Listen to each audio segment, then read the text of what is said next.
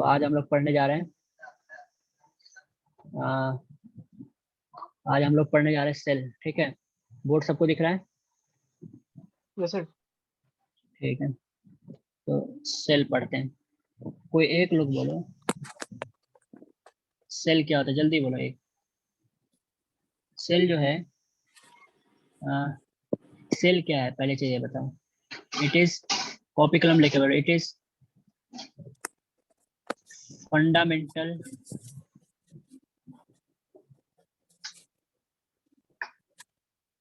Basic unit of life. ये क्या है कि कोई भी लाइफ है ना, उसका सबसे छोटा पार्ट जो है ना, वो एक बेसिक यूनिट, जो सबसे छोटा चीज है वही सेल है। जिस तरह एटम मैटर का है, उसी तरह कोई भी लिविंग ऑर्गेनिज्म है, ठीक है, लिविंग ऑर्गेनिज्म है तो वो सेल है। सेल से छोटा कोई चीज नहीं हो सकता, इसीलिए सेल इंडिपेंडेंट लाइफ है। सेल से छोटा चीज का इंडिपेंडेंट लाइफ नहीं है, मतलब वो अपना अकेला नहीं रह सकता है। सेल ही सिर्फ यूनिसेलुलर जैसा ऑर्गेनिज्म है, एक सेल है, उसका लाइफ है, उसमें सारा कुछ होता है, डाइजेशन एक्सक्रीशन सब होता है। लेकिन सेल से छोटा चीज अगर मान लो कि राइबोसोम है, एंडोप्लाज्मिक रेटिकुलम है, ये अकेला कोई लाइफ नहीं इसके पास, सेल के अंदर है तभी लाइफ है। ठीक, तो इसीलिए लिखा है इट इज बेसिक, इसी is the fundamental basic unit of life. ठीक, अब देखो सेल, ठीक है, सेल दो तरह का होता है, यूकैरियोटिक, यूकैरियोटिक, प्रोकैरियोटिक। ठीक, यूकैरियोटिक और प्रोकैरियोटिक लिखते चलना साथ साथ अगर हो सके तो। ठीक है, पहले समझो, ठीक है, समझना बहुत जरूरी है, इसे किताब में मिल जाएगा। यूकैरियोटिक प्रोकैरियोटिक, यूकैरियोटिक, यूकैरियोटिक क्या होता है? कोई एक लोग मेरे साथ साथ बोलना शुरू करो, कोई एक लोग। यूकैरियोटिक क्या होता है, जल्दी जल्दी बोलते चलो क्योंकि हमारे पास टाइम कम है, इसलिए हम 8:25 कर दे रहे हैं। यूकैरियोटिक वो है, इसमें पहला पहला तुमको ये मिलेगा, इसमें जो है ना न्यूक्लियर मेम्ब्रेन होगा, nuclear membrane, nuclear membrane present होगा। ठीक, पहला क्या है, इसमें न्यूक्लियर मेम्ब्रेन प्रेजेंट। इसमें क्या होगा, न्यूक्लियर मेम्ब्रेन प्रेजेंट नहीं होगा, न्यूक्लियर मेम्ब्रेन एब्सेंट होगा। ठीक, इसका मतलब ये देखो, न्यूक्लियस में क्या रहता है, आरएनए, डीएनए वगैरह जो भी रहता है, तो वो जो है यहाँ पर तो एक ऐसे मेम्ब्रेन बाउंडेड रहेगा, तो साइटोप्लाज्म में नहीं आ पाएगा। ये जो, ये देखो पहले चीज देखो, ये सेल है, ठीक है, ये सेल है, ये सेल का मेम्ब्रेन है बाहर, कोई भी सेल इसका आउटर बाउंड्री सेल मेम्ब्रेन है। बीच में ये क्या है, न्यूक्लियर मेम्ब्रेन, यहाँ पर डीएनए आरएनए वगैरह रहता है। ठीक, और यहाँ पर साइटोप्लाज्म में पानी की तरह रहता है, इसमें कुछ कुछ मेम्ब्रेन बाउंड ऑर्गेनेली होता है, वो बताएंगे कुछ कुछ होता है यहाँ पर चीज है। ठीक, तो ये वाला जो है ना, ये न्यूक्लियर मेम्ब्रेन है, अगर ये नहीं रहेगा तो इसका मतलब इसका सामान जो है वो साइटोप्लाज्म के अंदर आ गया। तो ये वाला क्या होता है प्रोकैरियोटिक में, कि इसका जो न्यूक्लियर मेम्ब्रेन नहीं होता है, तो डीएनए या जेनेटिक मटेरियल बोलो, उसका जेनेटिक मटेरियल जो होता है ना, वो साइटोप्लाज्म डिफ्यूज होकर रहता है। इसमें क्या है कि वेल डिफरेंट वेल क्या बोलते हैं, वेल न्यूक्लियर मेम्ब्रेन होता है, प्रेजेंट होता है, तो इसका जो है साइटोप्लाज्म से इसको अलग करके रखता है। ठीक, दूसरा चीज, यूकैरियोटिक में क्या होता है, यूकैरियोटिक में मेम्ब्रेन बाउंड ऑर्गेनेली प्रेजेंट होता है, मेम्ब्रेन बाउंड ऑर्गेनेली प्रेजेंट होता है। बताएंगे ऑर्गेनेली क्या होता है। ऑर्गेनेली वो होता है, ये साइटोप्लाज्म है ना, कुछ कुछ मेम्ब्रेन बाउंड, मेम्ब्रेन मतलब क्या, उसका एक मेम्ब्रेन होना चाहिए, मतलब जैसे में सेल मेम्ब्रेन है या फिर कोई भी चीज, उसका आउटर बाउंड्री होता है मेम्ब्रेन। ठीक है, वही मेम्ब्रेन बाउंड, उसका जो है कुछ ना कुछ आउटर लेयर होना चाहिए, कुछ उसको बाउंड करके रखे, वही मेम्ब्रेन बाउंड। ऐसे करके ऑर्गेनेली होता है, जैसे माइटोकॉन्ड्रिया वगैरह है, ये सब मेम्ब्रेन बाउंड ऑर्गेनेली है, उसके पास मेम्ब्रेन होता है। ठीक है, उसका सेपरेट कर देता है बाकी आउटर इन्वायरमेंट से। तो मेम्ब्रेन बाउंड ऑर्गेनेली में जैसे माइटोकॉन्ड्रिया है, प्लास्टिड है, ठीक है, और जैसे ये लाइसोसोम है, बहुत सारी चीज है। तो वो सारी चीज क्या होता है, वो ऑर्गेनेली होता है, तो मेम्ब्रेन बाउंड ऑर्गेनेली प्रेजेंट होता है, इसमें ऑर्गेनेली एब्सेंट होता है।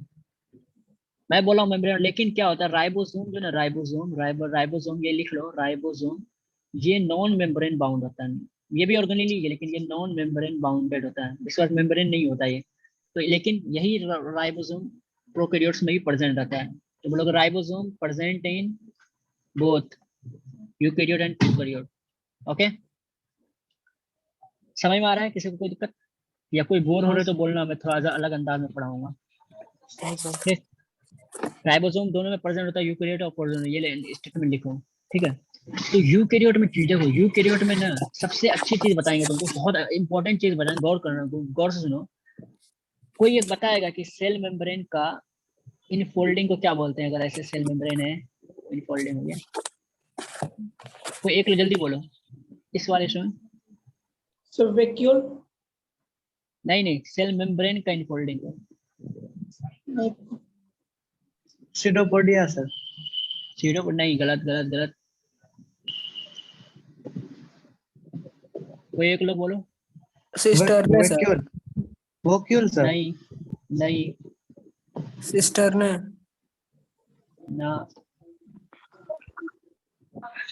जल्दी बोलो। सर आप पूछ क्या रहे हैं? मीजोजोम मीजोजोम मीजोजोम प्रोकैरियोट में प्रेजेंट होता है, अभी बताएंगे आगे चल के, बस अभी लिख लो। Mesosome, MESOSOME, mesosome. मीजोजोम लिखना, यूकैरियोट में एब्सेंट, ठीक है, और प्रोकैरियोट में प्रेजेंट, प्रोकैरियोट में प्रेजेंट, ठीक। और तुम लोग को थोड़ा सा अभी लेवल धीरे धीरे बढ़ाएंगे, बस थोड़ा इंट्रो दे रहे हैं अभी। सेल यूकैरियोट में प्रोकैरियोट होता है, दो तरह का होता है। यूकैरियोट में न्यूक्लियर मेम्ब्रेन प्रेजेंट होता है, मीजोजोम एब्सेंट होता है।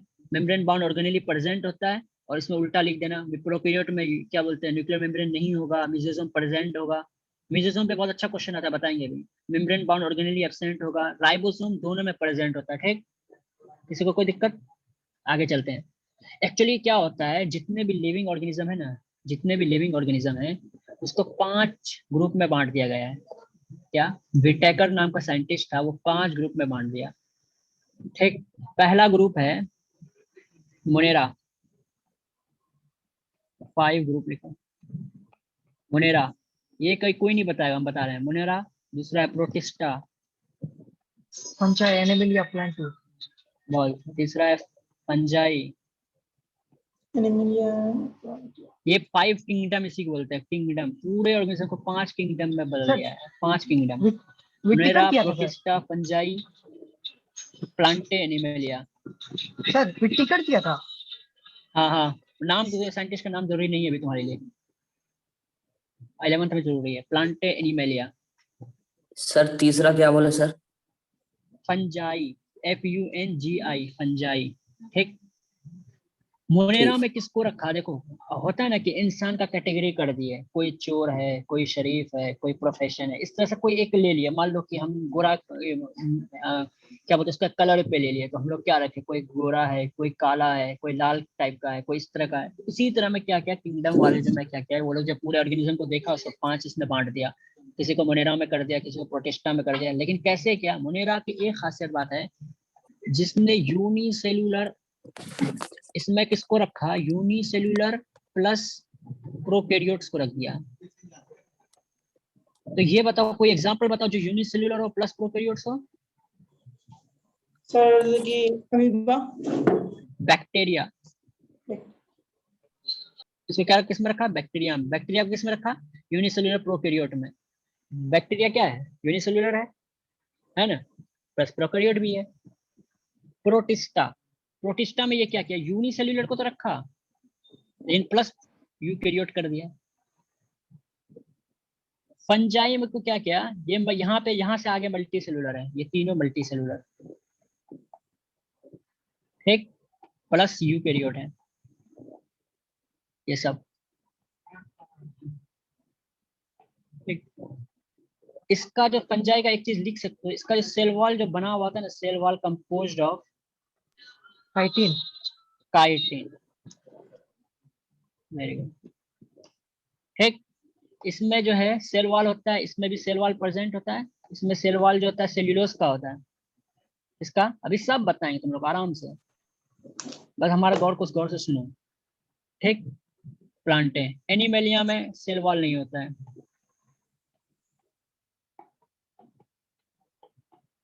एनिमेलिया में इंसान को रख दिया, सिर्फ इंसान को थोड़ी ना, हाथी, घोड़ा, बैल, ये सब एनिमेलिया में आ गया, जिसके पास सेल वॉल नहीं है। चौपाया जानवर जो भी है सब, फिश वगैरह सब इसमें आ गया एनिमेलिया में। प्लांटी में जितने भी पेड़ वगैरह है सब इसमें आया। Fungi, cell wall compose of chitin. Cell wall में क्या बोलते हैं, फंजाई में सेल वॉल होता है, यूकैरियोट होता है, मल्टी सेलुलर होता है, बस ये याद रखो, ठीक है। मोस्ट इंपोर्टेंट हम लोग जो चीज पढ़ेंगे, बैक्टीरिया के बारे में पढ़ेंगे, प्लांट के बारे में पढ़ेंगे, एनिमल के बारे में पढ़ेंगे। हम जो जो ऑर्गेनिकली पढ़ते जाएंगे, ठीक है। नॉर्मली तुम्हारे सिलेबस के हिसाब से उनको चलना होगा। तो मुझे जो लगेगा कि जो इम्पोर्टेंट है, जो हायर कहीं क्वेश्चन पूछा जा सकता है जैसे एएमयू वगैरह में या एनटीएससी में या फिर ऐसे ओलंपियाड वगैरह में, तो वो हम तुम लोग को बता देंगे।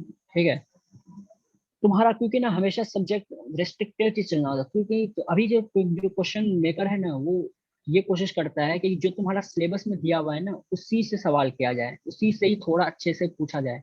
लेकिन मैं हमेशा देखना, मैं कभी भी बोलता हूँ तो मैं हमेशा एनसीईआरटी की तारीफ करता हूँ कि भाई क्या किताब लिखा है, जिसने भी लिखा है, जितने बड़े साइंटिस्ट लोग मिलकर लिखा है एनसीईआरटी, क्या किताब लिखा है। मैं बस एक टॉपिक पढ़ने बैठा ना, तो मैं ऐसे सर बोल रहा था भाई इसमें क्या क्या लिख गया है। इवन कि तुम्हारे टीचर सही से इसको डिस्क्राइब नहीं कर पाएंगे। कोई कोई लाइन ऐसा टच किया है ना कि जो तुमको फर्स्ट ईयर 9 क्लास का चीज को समझाने के लिए फर्स्ट ईयर एमबीबीएस के लिए नॉलेज चाहिए। एनसीईआरटी की लाइन को अभी मैं तुमको एनसीईआरटी के लाइन लाइन पढ़वाऊंगा। तुम लोग जितने हल्के में एनसीईआरटी लिए हो ना, बोलो कि मेरे पास, ऐसे बोलो मेरे पास औकात नहीं है एनसीईआरटी समझने का, इसलिए तुम लोग एडिशनल बुक पकड़ते हो। सही में कोई भी जिसके पास हायर नॉलेज नहीं है वो एनसीईआरटी को समझा ही नहीं सकता है। तुमको भी एक एक लाइन समझाएंगे, पढ़ाएंगे कि एनसीईआरटी की औकात कितनी है। इसीलिए हम लोग हर बच्चे को बोलते हैं एनसीईआरटी पढ़ो, 10 बार पढ़ो, लेकिन पढ़ो। उसके लाइन पर गौर क्या करो, आखिर ऐसा क्यों लिखा है। आज मैं जब पढ़ा हुआ हूँ सब कुछ, तब समझ में आ रहा है, अच्छा ये लाइन क्यों लिखा है, कहाँ से इसको कनेक्ट किया है। वो तुम लोगों को पता नहीं है, लेकिन एनसीईआरटी अपने में बहुत बेहतरीन है। तो इसीलिए इसीलिए हम सब साथ जितने लोग बोलेगा, सब यही कहेगा एनसीईआरटी को अच्छे से पढ़ो। अब तुम लोग को आगे चलते हैं। ठीक, अब देखो सेल को ये, अब अगला चलते हैं बोर्ड पे। सेल जो है ना, ऑर्गेनिज्म को सेल के बेसिस पर, ऑर्गेनिज्म को सेल के बेसिस पर बांटा है। यूनिसेल्युलर ऑर्गेनिज्म, दूसरा है मल्टी सेल्युलर ऑर्गेनिज्म। देखो हम कुछ कुछ लाइन में आउट ऑफ टॉपिक बोलेंगे, लेकिन वो तुम्हारे लिए इंपॉर्टेंट होगा, उसको गौर से सुनना और लिखना भी। जो लोग कॉपी कलम नहीं लिए उनकी गलती है, क्योंकि सुनने में तो बहुत अच्छा लगता है, लेकिन वो जो है क्या बोलते हैं, हाँ वो तुमको तो अभी तक ठीक है, हाँ सब समझ में आ रहा है, लेकिन 2 दिन के बाद भूल जाओगे। इसीलिए हम लोग जब एलन कोटा में थे वहाँ, और रियलाइज किया एट द एंड कि मतलब टीचर वही अच्छा है जो लिखा लिखा के पढ़ाता है, क्योंकि वो तुम्हारा लास्ट टाइम तक साथ देगा। यूनिसेल्युलर ऑर्गेनिज्म वो हुआ कि जिसमें एक सेल हो, बस ऑर्गेनिज्म जिसके पास एक ही सेल हो। मल्टी सेल्युलर का एक से ज्यादा सेल हो, एक से ज्यादा सेल हो। जैसे बताया ना, किस इसमें एक सेल वाला में कौन आ जाएगा, प्रोटिस्टा और मोनेरा। जब मोनेरा बोल रहे हैं तो तुम्हारे दिमाग में फट से आ जाना चाहिए कि ये बैक्टीरिया के बारे में बोल रहा है। ठीक, एक से ज्यादा सेल में कौन आ जाएगा, फंजाई, प्लांटी, जितना भी प्लांट का नाम ले लो, एनिमेलिया, मारिया, मारिया,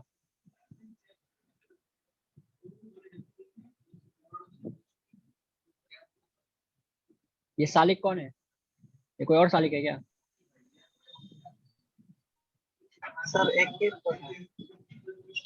हम्म, सर एक ही साल लिखे हैं।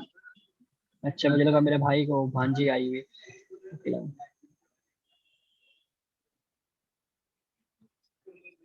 एक मिनट रुको बस,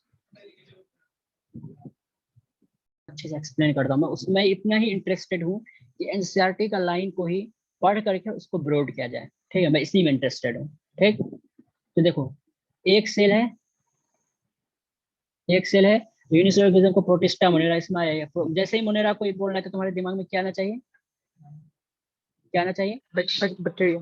बैक्टीरिया। ठीक है, तुम्हारा बस इतना जानो कि ये ग्रुप आता है, लेकिन ठीक है आगे चल के समझ में आएगा। यूनिसेल्युलर ऑर्गेनिज्म में जो तुम्हारे बुक में दिया हुआ है, ठीक है, एमीबा दिया हुआ है, जो तुम्हारे बुक में दिया हुआ है, एमीबा दिया हुआ है, पैरामीशियम दिया हुआ है। बाकी हम कॉपी खोल के देख सकते हो। ठीक है, वो बुक खोल के जब तुम्हारे बुक में जाएंगे तब उसका एग्जाम्पल जाएंगे। मल्टी सेल्युलर का हो गया। ठीक, अब हम लोग जाते हैं टू दी सीधा पॉइंट पर जाते हैं, जो एक नया टॉपिक शुरू करने वाले हैं, वो है सेल मेम्ब्रेन। ये तो अब तक सेल मेम्ब्रेन, सेम्ब्रेन किससे बना हुआ है, सेल मेम्ब्रेन का कंपोजिशन है मेनली लिपिड और प्रोटीन, ये 2 चीज से बना हुआ है। और लिपिड में भी, लिपिड बहुत तरह का होता है, इसका एग्जांपल बहुत सारे होते हैं। इसमें मेनली जो लिपिड में, लिपिड का जो मेन है मेनली फॉस्फोलिपिड। फॉस्फोलिपिड ये एक लिपिड है, ये मेनली रहता है, मेनली प्रेजेंट रहता है। ठीक, ये लिख लो,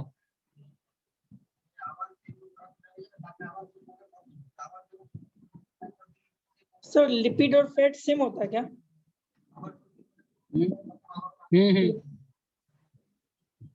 लिपिड और फैट सेम है।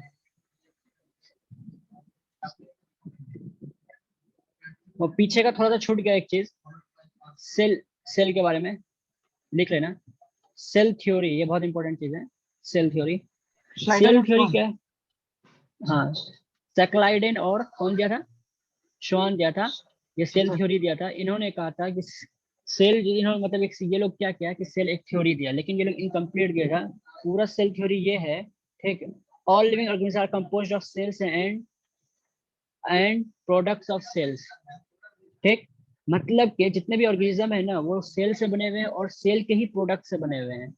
तो सेल के प्रोडक्ट्स और सेल से ही बने हुए हैं। जितने भी ऑर्गेनिज्म है सेल से ही बने हुए हैं, और इस सेल्स जो प्रोडक्ट्स बनाता है, एक दूसरे को देता है, ठीक है, वो प्रोडक्ट से बने हुए हैं। सेल प्रोडक्ट्स मतलब क्या? सेल ही मेम्ब्रेन बहुत सारी चीज बनाता है, ठीक है। सेल के अंदर बहुत चीज बनता है जो बाहर आता है, क्या वही चीज से क्या होता है? पूरा ये बनता है। वही सेल जो बना हुआ है वो क्या बोले, सेल जो है, और जितने भी लिविंग ऑर्गेनिज्म है वो सेल से बना हुआ है और सेल प्रोडक्ट से बना हुआ है। पहला ये थ्योरी था, लेकिन ये कंप्लीट नहीं था। इसको कंप्लीट करने के लिए एक साइंटिस्ट आया, रुडोल्फ विर्को।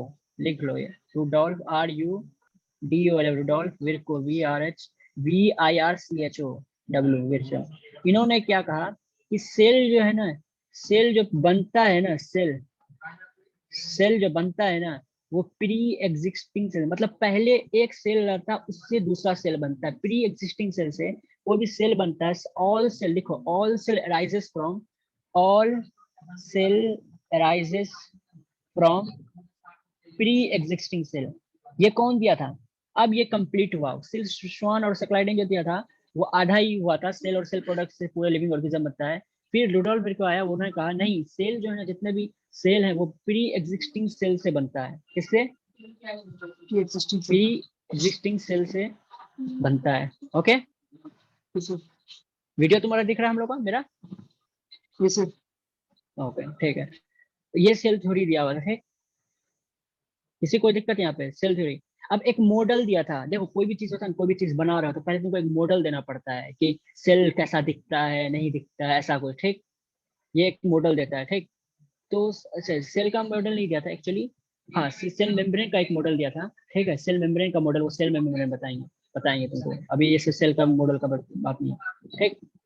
वो सेल मेम्ब्रेन में बताएंगे। ये लिख लिए रुडोल्फ विर्को के बारे में। अब देखो, तुम लोग को बताते हैं, थोड़ा सा लेवल ऊपर लेके जाएंगे, कोई दिक्कत नहीं है। कंपोजिशन क्या है? सेल मेम्ब्रेन क्या है? ये आउटर मेम्ब्रेन है, सबसे आउटर मेम्ब्रेन है। किसमें? अगर आउटर मेम्ब्रेन करें तो सेल मेम्ब्रेन सभी में रहेगा। ऑल ऑर्गेनिज्म में सेल मेम्ब्रेन, और ऑर्गेनिज्म में प्रेजेंट रहेगा। जितने ऑर्गेनिज्म है सब में सेल मेम्ब्रेन तो प्रेजेंट रहेगा ही, ठीक। लेकिन आउटर जो होता है, एनिमेलिया में होता है, मतलब एनिमल में क्या होता है, आउटर ये होता है। वरना किसी और में क्या होता है, बाहर से क्या होता है, सेल वॉल भी होता है, ठीक है। तो ये जो है सेल मेम्ब्रेन है। Red one is cell membrane, ठीक। और बाहर जो होता है बहुत का, ये होता है, क्या बोलते हैं, सेल वॉल, प्लांट में जैसे होता है, ठीक। तो ये सेल मेम्ब्रेन पहला क्या है, ऑल ऑर्गेनिज्म में प्रेजेंट होता है, ठीक। और एक अच्छा पॉइंट ये लिखो, सेलेक्टिवली परमिएबल। ये एनसीईआरटी की लाइन है, सेलेक्टिवली परमिएबल है। ये क्या है? सिलेक्टिवली परमिएबल है। हेलो, आवाज आ रही है? यस ये क्या है?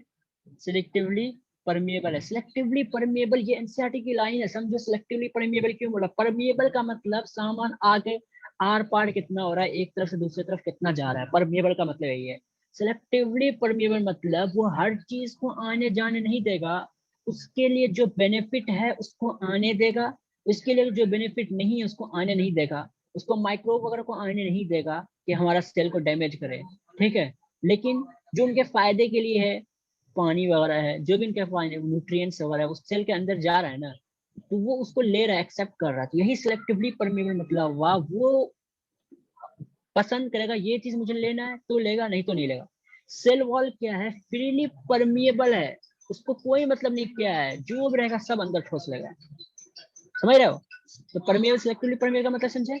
सेल मेम्ब्रेन क्या सिलेक्टिव परमेबल है? सेल मेम्ब्रेन का जो मॉडल दिया था ना, जो मॉडल दिया था, उस मॉडल का नाम है fluid mosaic model. Fluid Singer and Nicolson दिया था सर। हाँ, मोज़ेक मॉडल, बस ये नाम याद रखना, फ्लूइड मोज़ेक मॉडल। मॉडल का नाम क्या था? फ्लूइड मोज़ेक मॉडल, बस इतना याद रखना तुमको। सेल मेम्ब्रेन एक्चुअली ये जो लिपिड और प्रोटीन बनते हैं ना, ये बाय लिपिड एक्चुअली क्या है देखो, जिसमें चार्ज होता है ना, जिसमें चार्ज होता है, ठीक, वो जिसमें चार्ज होता है पॉजिटिव या नेगेटिव चार्ज, उसको पोलर बोलते हैं। जैसे पानी वगैरह क्या है, पोलर, आगे पढ़ोगे, जो कि पोलर उसमें होता है जिसमें चार्ज हो, ठीक है, प्लस या माइनस का चार्ज हो। जो बिल्कुल न्यूट्रल हो, कोई चार्ज नहीं, वो नॉन पोलर होता है। लिपिड एक तरह का नॉन पोलर है। क्या है? नॉन पोलर है। तो ना कोई भी चीज पास करता है ना, तो क्या होता है, मतलब पोलर नहीं चाहता है कि उसके पास नॉन पोलर है, नॉन पोलर नहीं चाहता कि पास पोलर जाए। तो लिपिड नॉन पोलर है, तो असल में सबसे बाहर वाला स्ट्रक्चर है, तो वो पानी को अंदर आने नहीं देगा, क्योंकि क्योंकि वो पोलर है पानी, ठीक। और लिपिड क्या है? नॉन पोलर है। तो क्या होता है कि लिपिड के पास दो चीज होता है, एक हाइड्रोफोबिक टेल, क्या?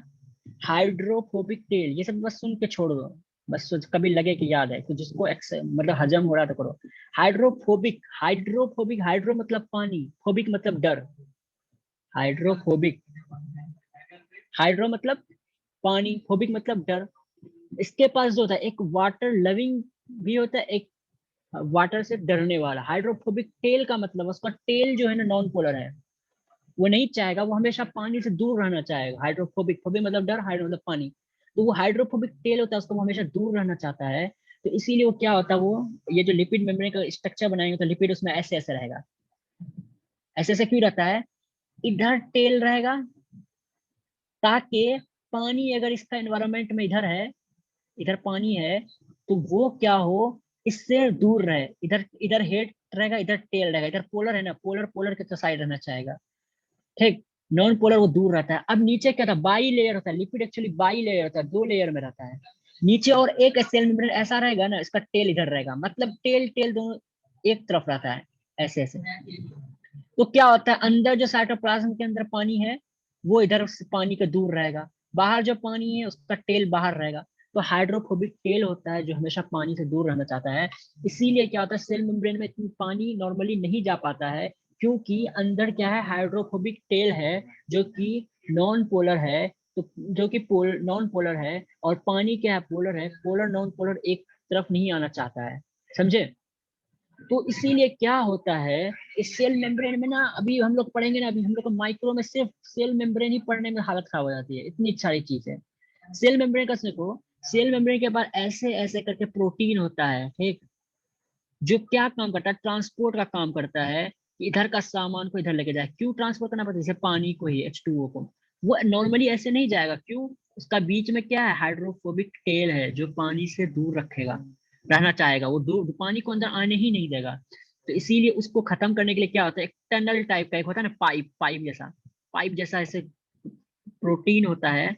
उसका काम ही होता है पानी को अंदर लेके जाना, ताकि वो हाइड्रोफोबिक टेल से बच जाए। हाइड्रोफोबिक लिपिड, लिपिड पानी कोई भी पोलर चीज को जाने नहीं देगा। इसीलिए जो है ना, सोडियम प्लस, पोटेशियम प्लस, ये सब चीज जो है ना, ये प्रोटीन के थ्रू अंदर जाता है, ठीक। जो कि तुम्हारे सिलेबस में नहीं है, लेकिन सुन लिया ना, तो तुम्हें एक आइडिया हो गया, कनेक्ट हो गया, तो आगे चल के तुम्हें काम आएगा। इसीलिए सेल मेम्ब्रेन ऐसे वैसे चीज नहीं है। सेल मेम्ब्रेन जो है ना, मान लो कि तुम्हारा माइक्रोब है तुम्हारे बॉडी में, ठीक है, और भी सारी चीज है, लेकिन तुम्हारा सेल जो है, तुम्हारा ऑटो इम्यून सिस्टम है, तुम्हारा बॉडी जो लड़ रहा है, वो माइक्रोब के अगेंस्ट ही क्यों लड़ रहा है? वो कैसे पहचान ले रहा है कि तुम्हारे बॉडी में माइक्रोब ही है, मतलब वो अलग है तुम्हारा? वो क्यों नहीं, ये कैसे पहचान ले रहा है कि ये सेल मेरे ही बॉडी का है, और ये चीज मेरी बॉडी का नहीं है? वो कैसे पहचान ले रहा है? इसके सेल मेम्ब्रेन में कुछ टाइप के मॉलिक्यूल्स होते हैं, ठीक है। इससे ये पहचान लेता है, अच्छा ये मेरा ये है, तो इसको नहीं करेंगे। किसी और के पास है, अच्छा ये माइक, इसके पास तो मॉलिक्यूल है ही नहीं, ये बाहर से आया हुआ है, तो वो उसको खत्म कर देगा। तो सेल मेम्ब्रेन में बहुत सारे रिसेप्टर्स वगैरह भी होते हैं, जो सिग्नलिंग विग्नलिंग का काम करता है। लेकिन ये सब बस सुनो, कहानी सुनने के लिए अच्छा है, ये लिखने के लिए अच्छा नहीं है, ये तुम्हारे काम का नहीं है, ठीक। सेल मेम्ब्रेन में तुम्हारे पास याद करने का क्या रह गया, कंपोजिशन, मेनली लिपिड और प्रोटीन। लिपिड जो होता है वो बाइलेयर होता है, ठीक, मेनली कौन सा लिपिड रहता है? फॉस्फोलिपिड रहता है, फॉस्फोलिपिड। आज पता नहीं स्पेलिंग मेरे क्यों इतना दिक्कत हो रहा है मेरे को। इसका जो मॉडल दिया था फ्लूइड मोज़ेक मॉडल, मॉडल का नाम है, एक्सेप्टेड है, मतलब और भी लोग दिया था, बहुत सारे साइंटिस्ट दिया था, ये मोस्ट एक्सेप्टेड है, मोस्ट एक्सेप्टेड मॉडल है। ठीक, और क्या ये सभी ऑर्गेनिज्म में प्रेजेंट रहता है, सिलेक्टिवली परमिएबल है, ये बता दिए तुमको। ठीक, और सेल मेम्ब्रेन में क्या बताने के लिए रह गया, एक मिनट मैं देख के बता देता हूँ।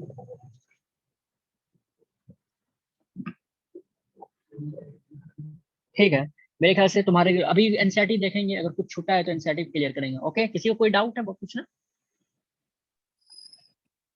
किसी को कोई डाउट है? नहीं सर। सबको क्लियर हो सर रहा है? सर ये हाँ फ्लूइड बोलो। मोजाइक मॉडल जो था वो प्लाज्मा मेम्ब्रेन का था वो हाँ प्लाज्मा मॉडल। मेम्ब्रेन का था, हाँ वो प्लाज्मा मेम्ब्रेन का था। ठीक है, ये मॉडल याद रखना, ये मोस्ट एक्सेप्टेड है। मतलब हर कोई बताता है कि नहीं प्लाज्मा मेम्ब्रेन ऐसा है, कोई बोला नहीं ऐसा है, कोई बोला नहीं ऐसा है ना। लेकिन जो एक्सेप्ट किया गया, किसको किया गया? फ्लूइड मोज़ेक मॉडल को उसका नाम दिया है, वो दिया था निकोलसन एंड सिंगर दिया था। नाम लिखना चाहो तो याद रखना, निकोलसन एंड सिंगर, ये दो साइंटिस्ट मिलके काम किया था इस पर, एंड सिंगर। ठीक है, ये दिया था मॉडल। ये क्वेश्चन आ सकता है नॉर्मली फ्लूइड मोज़ेक मॉडल के बारे में। ठीक, कैसा होता है सेल मेम्ब्रेन में? इतना सारा चीज है ना, पूरा रिसेप्टर वगैरह भाई, तुम्हारा बाहर ग्रोथ है, इतने सारे हार्मोन्स हैं, वो कैसे जानता है कि अच्छा ये सिग्नल आया ये हार्मोन कि मुझे ये बढ़ाना है? तो वो सारा सेल मेम्ब्रेन पर ही वर्क करता है। इसके पास ऐसे ऐसे मॉलिक्यूल्स होते हैं जो वो आता है, अच्छा ये बोलता है अच्छा मुझे बढ़ाना है, सेल बढ़ाना है। जैसे एक सेल है वो दो सेल में डिवाइड हो रहा है, कैसे हो रहा है? उसको पहले बाहर से मैसेज मिलेगा ना, वो मैसेज भी सेल मेम्ब्रेन के पास बहुत सारे मॉलिक्यूल्स है तो उसके थ्रू मैसेज मिलता है। कैंसर वगैरह होता है उसमें क्या होता है, सेल बहुत तेजी से बढ़ने लगता है, बढ़ने लगता है, बढ़ने लगता है बहुत तेजी से। वो कैसे होता है? उसके पास में सिग्नल मिलते रहता है, अरे सेल बढ़ाओ सेल बढ़ाओ सेल बढ़ाओ, वो बढ़ाते रहता है। वो सिग्नल को दवाई, हम लोग वही काम करते हैं कि दवाई कैसे क्यों बनाते हैं, हम लोग यही चीज सीखते हैं ना, कि अभी फार्मा वार्मा में पढ़ते हैं क्या कि हमको बस मैकेनिज्म जानना होता है ये क्यों हो रहा है, उसके अगेंस्ट में दवाई देंगे। देख रहे हैं कि अच्छा इसको सिग्नल मिल रहा है, ये बार बार ये कर रहा है, तो हम ऐसा दवाई देंगे वो सिग्नल आना ही बंद हो जाए। ये नहीं कि हम सेल को ही खत्म करने लगे, नहीं, हम वैसा दवाई बनाएंगे तो वो सिग्नल आना ही बंद हो जाए। ठीक, तो अब देखो सेल वॉल पे चलते हैं।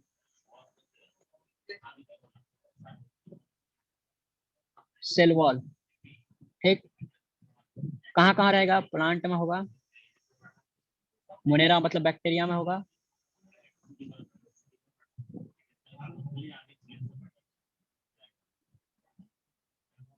एनिमलिया में होगा नहीं, फंजाई में होगा, लेकिन मोस्ट इंपोर्टेंट बैक्टीरिया है। एक चीज रखना, प्लांट का जो मेनली जो बना होता है cell wall is made up of, cell wall is cellulose.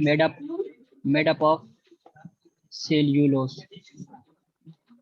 ठीक, ये तो हो गया तुम्हारा हलवा वाला टाइप का क्वेश्चन कि सेल वॉल क्या। बैक्टीरिया किसका बना होता है? पेप्टिडोग्लाइकेन, ये याद रखना, पेप्टिडोग्लाइकेन। बैक्टीरिया का सेल वॉल किससे बना हुआ होता है? पेप्टिडोग्लाइकेन। और पेप्टिडोग्लाइकोजन। फंजाई का काइटिन, बताए। लेकिन तुम्हारा सवाल जो जो लोग एनटीएससी में, जैसे अनुराग है, ठीक है, वो आया हुआ क्लास में, तो वो लोग एनटीएससी का वगैरह का जो करना चाहेगा, तो क्वेश्चन उसको यहाँ से सिर्फ नहीं पूछेगा कि सेल वॉल, इजी क्वेश्चन पूछेगा तो बोलेगा सेल वॉल जब किसका बना हुआ होता है। ठीक, ये इतना नॉर्मली पूछेगा, सेल वॉल किसका बना हुआ था, नॉर्मली इतना पूछेगा। देखो सेल वॉल जो है ना, सेल वॉल सेल्यूलोज से बना हुआ था, लेकिन तुमको ना कुछ नया एनटीएससी या ओलंपियाड कुछ नया चाहता है, वो क्या बोलेगा सीधा क्वेश्चन, बच्चा का दिमाग यहाँ पे पड़े, सेल्यूलोज किसका बना हुआ है? सेल्यूलोज क्या है? सेल्यूलोज किसका बना हुआ है? तो लिख लो, cellulose is a polymer of, बहुत लोग ग्लूकोज बोलेगा, लेकिन तुम ग्लूकोज सिर्फ नहीं बोलो, बीटा डी ग्लूकोज, ये करेक्ट आंसर है। ग्लूकोज सिर्फ बोलोगे तो एग्जामिनर में भी तुमको बीटा डी ऑप्शन में दिया हुआ और बीटा अल्फा डी ग्लूकोज दे दिया तब, लेकिन तुम्हारा करेक्ट आंसर ये होगा, हम फुल आंसर बताएं, बीटा डी ग्लूकोज। पॉलीमर मतलब क्या हुआ? कोई भी चीज ना छोटा छोटा से बनता है, छोटा चीज छोटा छोटा छोटा छोटा छोटा छोटा ऐड करते करते एक बड़ा बनता है ना। तो जब glucose glucose glucose glucose glucose glucose जोड़ करके क्या बना? सेल्यूलोज बना। लेकिन वो जो सेल्यूलोज था, वो जो ग्लूकोज जो बना ना, वो बीटा डी ग्लूकोज था। आगे तुम पढ़ोगे 11th में अल्फा डी बीटा डी क्या होता है, लेकिन अभी बस याद रखो बीटा डी ग्लूकोज से बना हुआ। ठीक, बैक्टीरिया क्या किस चीज से बना होता है? पेप्टिडोग्लाइकन। और फंजाई क्या होता है? काइटिन होता है। सेल वॉल का पहला है कि अब देखो तुम्हारा थोड़ा किताबी हिसाब से चले तो सेल वॉल, सेल वॉल क्या होता है? फ्रीली परमिएबल है। ये जल्दी लिखो, मेरे पास नमाज का टाइम हो जाएगा 9:30 में, इसलिए तुम जल्दी करो। फ्रीली परमिएबल है। परमिएबल का मतलब तुम लोग को बता दिए थे, लेकिन फ्रीली है मतलब कोई आर पार एकदम करेगा। सेल वॉल बता दिए किस किस का बना हुआ है, किसमें क्या है। ठीक, सेल वॉल का एक और चीज बताएंगे कि सेल वॉल ये प्लांट में क्या कहता है? प्रोटेक्शन तो देता है, ठीक है। सिर्फ प्रोटेक्शन ही नहीं देता है, ठीक, प्रोटेक्शन ही सिर्फ नहीं देता है, ये लोग स्ट्रेंथ देता है, माइक्रोब्स वगैरह को घुसने नहीं देता है, स्ट्रेंथ देता है कि कभी ज्यादा पानी घुस गया आ गया तो उससे स्ट्रेंथ देगा, प्रोटेक्शन देगा, बाकी कोई माइक्रोब्स वगैरह ये सब नहीं जाए। ठीक, ये प्रोटेक्शन देता है, स्ट्रेंथ देता है, ताकत, जल्दी गिरे नहीं, इतना ज्यादा हवा पानी में भी क्या बोलते हैं पेड़ नहीं गिरता है, और फ्री भी परमेबल। दूसरा चीज हम लोग ये बोलेंगे, हाँ इतना तुम लोगों को जानने की जरूरत नहीं है। अब एक चीज देखो, दो सेल जो होता है ये इंपॉर्टेंट चीज है, जो भी तुम क्या बोल रहा हूँ, ये पर हमेशा ना दिमाग वाला क्वेश्चन जो होता है ना, थोड़ा सोचने वाला क्वेश्चन जो होता है वो एनटीएससी ये सब के लिए होता है, और तुम्हारे लिए भी जरूरत है। दो सेल जो होता है, दो सेल आपस में जो जुड़ा हुआ रहता है, ये ग्लू ग्लू क्या होता है, दूसरा आपस में जुड़ा हुआ रहता है, वो जो जुड़ा हुआ रहता है ना उसको बोल, वो किस चीज से जुड़ा हुआ रहता है, वो बोलो middle lamella. Middle lamella, middle lamella. ये मिडिल लेमिला ये क्या करता है? ग्लूस टू सेल्स, दो सेल्स को जोड़ता है। सिर्फ टू सेल नहीं है, हर इधर साइड में जुड़ेगा, इसको भी जुड़ेगा। ठीक है, ग्लूज सेल्स लिख दो, सेल्स को क्या करेगा? आपस में जोड़ेगा। ठीक है, मिडिल लेमेला किस चीज से बना हुआ है? कैल्शियम पैक्टेट से बना हुआ है, कैल्शियम पैक्टेट।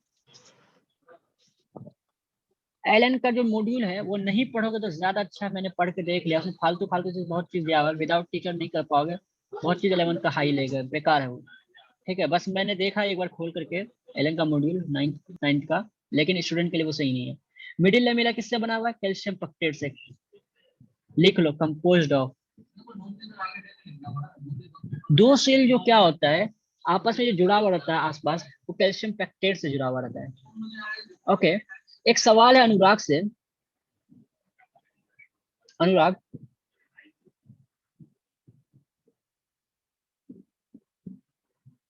ये Xiaomi M210 कौन है?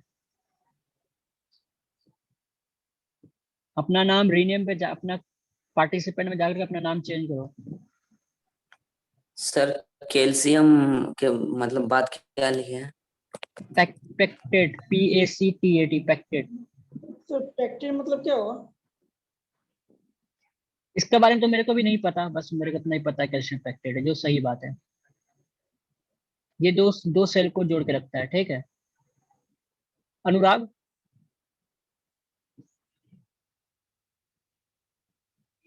चलो खैर, कहीं बिजी होगा। अब कैल्शियम पैक्टेट है, ठीक। अब तुम लोग को ये चीज याद रखना है, ठीक है, कि दो सेल मिडिल लेमिन। अब देखो बहुत जगह पढ़ोगे तुम लोग, बहुत आंसर में कॉलोनी फॉर्मिंग, मतलब बहुत सारे बैक्टीरिया का कॉलोनी बना के रहेगा, ऐसे ऐसे ऐसे ऐसे ऐसे, लेकिन वो यूनिसेलुलर ही बैक्टीरिया, बैक्टीरिया तो हमेशा यूनिसेलुलर होता है ना रे, लेकिन पढ़ोगे कि वो कॉलोनी बना के रहता है, ऐसे ऐसे ऐसे कॉलोनी बना, मतलब एक जो झुंड में रहेगा। ठीक, तू, लेकिन जब तुम इसको उठा के देखोगे ना तुमको लगेगा कि इसमें बहुत सारे सेल्स है, तुमको पहचानने में नहीं आएगा कि वो एक एक अलग अलग सेल है। ठीक है, तो तुम मल्टी सेल्यूलर ऑर्गेनिज्म और ये कॉलोनी फॉर्मिंग में क्या अंतर है? कॉलोनी फॉर्मिंग में, ठीक, कॉलोनी फॉर्मिंग में और मल्टी सेल्यूलर ऑर्गेनिज्म में क्या अंतर है? यही अंतर है कि मल्टी सेल्यूलर ऑर्गेनिज्म में एक सेल दूसरे सेल से ना कनेक्शन में रहता है, ऐसे ऐसे ऐसे ऐसे, मतलब इसका मटेरियल इसके अंदर जा सकता है, उसका मटेरियल इसके अंदर जा सकता है। तो ये जो होता है, ये जो होता है प्लांट में, जो दो अटैचमेंट होता है, दो आपस में जो कनेक्टेड रहता है प्लांट में, ठीक है, प्लांट में, इसको बोलते हैं plasmodesmata. Plasmodesmata, plasmodesmata multi cellular organism में मिलेगा तुमको, एक सेल दूसरे सेल से कनेक्शन में रहेगा, लेकिन कॉलोनी फॉर्मिंग में सारे सेल एक जगह झुंड बना के तो रहेगा, लेकिन ये कनेक्शन नहीं मिलेगा। मेरे ख्याल से मारिया हो क्या? Xiaomi M210 कौन हो?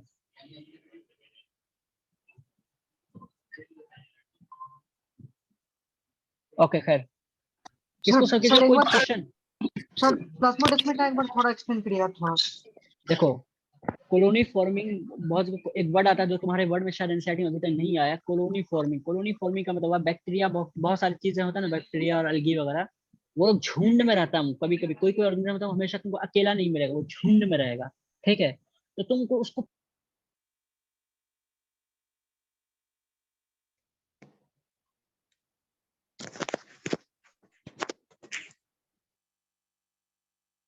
अरे यार सर कहाँ गए रे?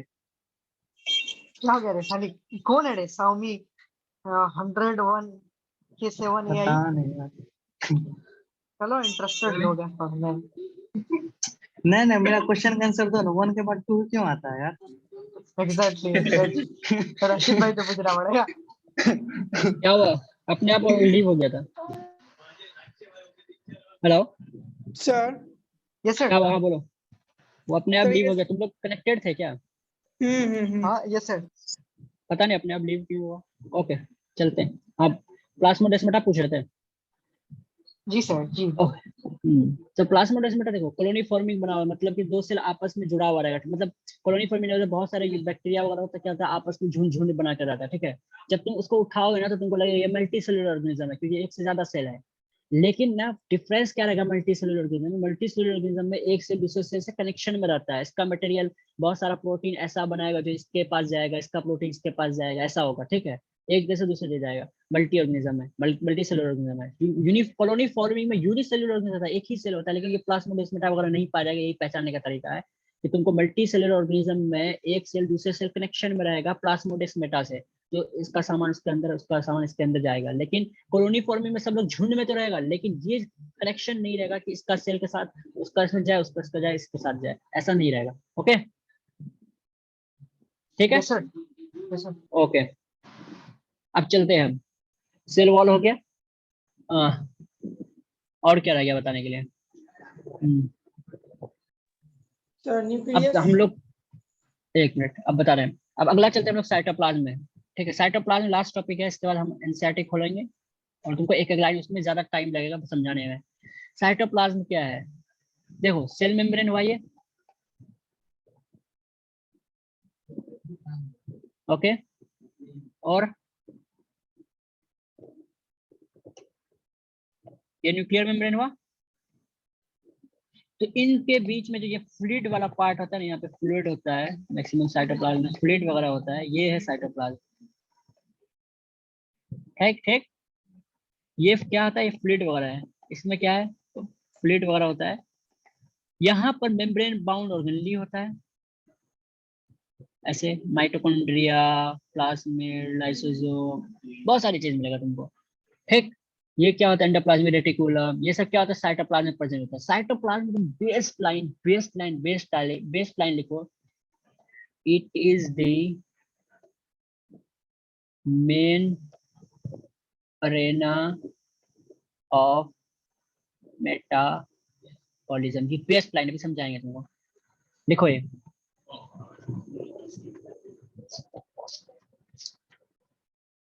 लिखो ये। It is the main Arena, A R Arena of metabolism न लिख के लिखो सेल्यूलर एक्टिविटीज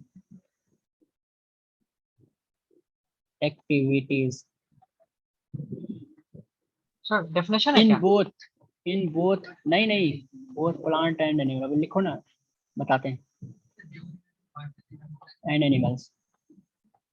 साइटोप्लाज्म क्या है? ये इसका ये मेन अरेना है, मतलब ये साइटोप्लाज्म एक ऐसा एरिया है जहां पर सेल का जो मेन मेन फंक्शन होता है ना, वो यहाँ पर होता है। मेन अरेना, अरेना मतलब फील्ड एरिया। ठीक है, जो सेल्यूलर का एक्टिविटीज है ना, वो मेन ये जितना भी मेटाबॉलिज्म वगैरह होता है वो साइटोप्लाज्म में ही होता है। साइटोप्लाज्म के बीच में ऑर्गेनेली वगैरह होता है, लेकिन वो साइटोप्लाज्म मेन जगह है जहां पर सेल्यूलर एक्टिविटीज होता है। एनसीईआरटी की लाइन था 11 का। ओके, तो क्या होता है कि साइटोप्लाज्म में कुछ नहीं है, इसमें ऑर्गेनेली वगैरह होता है। ठीक है, साइटोप्लाज्म में जो बता दिया, राइबोसोम, जो राइबोसोम, ठीक, राइबोसोम क्या होता है? साइटोप्लाज्म में प्रेजेंट रहता है। ये नॉन मेम्ब्रेनस होता है, non membrane bound, non membrane bound. ये यहाँ से सवाल इसलिए नॉन मेम्ब्रेन बाउंड लिख देना, बोले कौन सा चीज है जो नॉन मेम्ब्रेन बाउंड है, प्लस ये दोनों में प्रेजेंट रहेगा, present in both prokaryote and eukaryote. ठीक, प्रोकैरियोट एंड यूकैरियोट दोनों में प्रेजेंट रहेगा राइबोसोम में। अब राइबोसोम, एक चीज लिखो, राइबोसोम, राइबोसोम दोनों में तो रहेगा, लेकिन डिफरेंस क्या है प्रोकैरियोट में और यूकैरियोट के राइबोसोम में। प्रोकैरियोट के राइबोसोम में जो राइबोसोम होगा वो 70S रहेगा, और बस याद रखना है 70S होता है कुछ, 70S रहेगा, और यूकैरियोट में 80S रहेगा। यही दो रहता है ना, 70-80 ही रहता है ना। क्यों बहुत ही सब, मैं देख लेता हूँ, 70 और 80 है।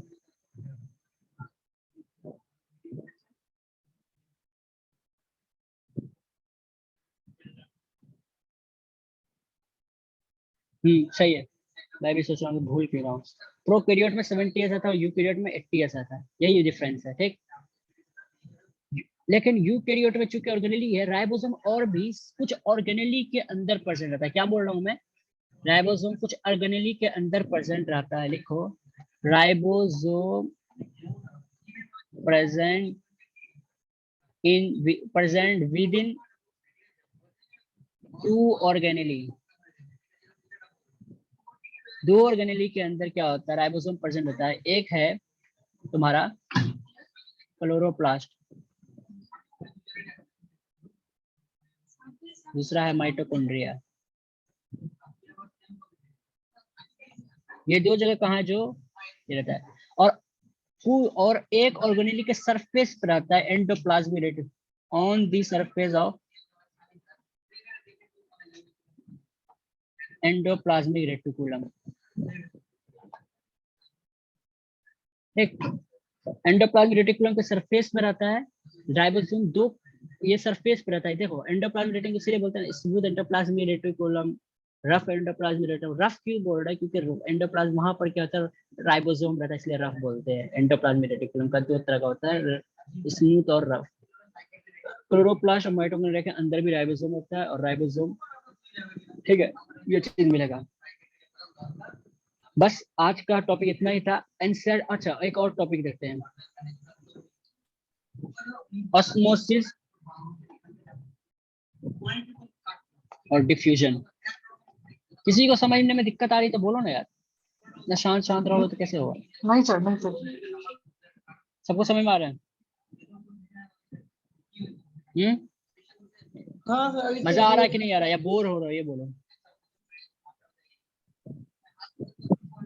शादाब।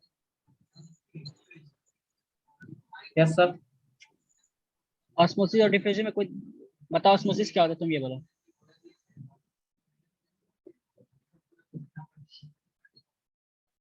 ऑस्मोसिस क्या होता है?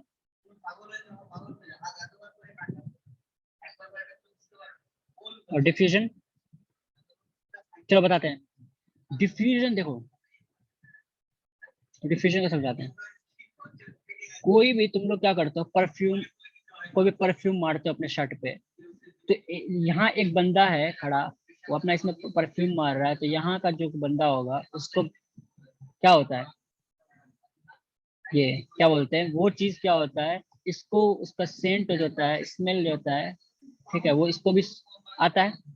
सेंट उसका जो भी होता है, ये खुशबू उनको, इसको भी आता है, सुना, मतलब सुनता है। तो ये कैसे हुआ, क्योंकि ये क्या होता है, इस एयर पार्टिकल में ये डिफ्यूज करता है एक जगह से। ठीक, तो डिफ्यूजन का मतलब यही हुआ कि सराउंडिंग मीडियम से ट्रेवल करेगा एक जगह से दूसरी जगह। ठीक है, लेकिन गैस और जो भी चीज है वो एक जगह से दूसरी जगह जो ट्रेवल करता है वो डिफ्यूजन की ओर करता है। लेकिन वही डिफ्यूजन अगर पानी के बोलेंगे तो पानी में वही चीज हो जाएगा तुम्हारा क्या, वही चीज तुम्हारा क्या हो जाएगा पानी के केस में, ऑस्मोसिस, पानी के केस में ऑस्मोसिस। लेकिन डिफ्यूजन, डिफ्यूजन के ही वजह से क्या होता है कि एक जगह से चीजें दूसरी जगह चली जाती है, जैसे परफ्यूम का बताया, या फिर स्मेल, जब तो मतलब खाना खाते हो उसका जो वहां से जिसका ये स्मेल होता है, वो जो होता है तुम्हारे नाक तक पहुंचता है, वो कैसे होता है, वो क्या है, डिफ्यूजन की वजह से होता है। मतलब डिफ्यूज मतलब क्या हुआ, आसपास के जगह पर चले जाना, ठीक है। तो ये क्या होता है एक्चुअली, क्या होता है क्या कि ये स्मेल वगैरह होता है या फिर परफ्यूम वगैरह जो मारते हैं उसमें क्या होता है, सराउंडिंग मीडियम क्या एयर है, एयर हमेशा क्या करता है एक जगह से दूसरे जगह ट्रेवल करता है, कहीं रुका हुआ थोड़ी ना है, तो उसके थ्रू वो चला जाता है, ठीक। तो ऑस्मोसिस और डिफ्यूजन में यही अंतर है, ऑस्मोसिस पानी के केस में आता है, डिफ्यूजन के केस में आता है। जैसे परफ्यूम वगैरह बोलो, गैस वगैरह का एक जगह दूसरे जगह गैस में गैस लीक होता है तो उनको पता चल जाता है अच्छा गैस लीक हो रहा है, क्यों, वो एक जगह दूसरे जगह ट्रेवल कर जाता है, किसके फॉर्म किसके वजह से, डिफ्यूजन की वजह से। डिफ्यूजन जो है ना हमेशा ट्रेवल करेगा, लिखो high concentration to low concentration, high concentration से लो कंसंट्रेशन में जाएगा।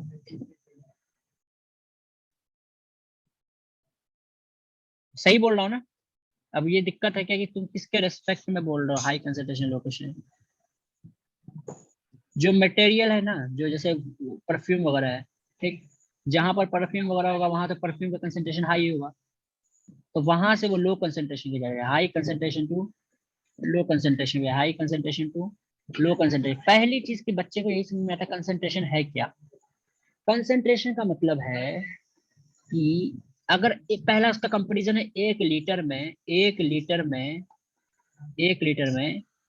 ठीक है, कितना मोल है, मोल अमाउंट, मोल प्रेजेंट है। कंसंट्रेशन इक्वल टू होता है सीधा फॉर्मूला कि एक लीटर का चीज ली हो तो उसमें कोई भी मोलिकुलर वेट वगैरह जो नापते हैं, मोल्स वगैरह, वो जो है किसके इसमें नापते हैं, मोल में नापते हैं। कोई मोलिकुलर फॉर्मूला किस में नापते हैं, मोल में नापते हैं।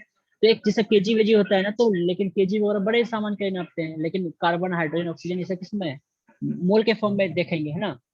तो ये जो कंसंट्रेशन जो होता है ना मोल पर लीटर होता है, तुम कितना अमाउंट एक लीटर में यूज कर रहे हो, तो जहां पर इसका मतलब क्या हुआ क्या कि जहां पर मोल ज्यादा होगा वहां कंसंट्रेशन ज्यादा होगा, ठीक।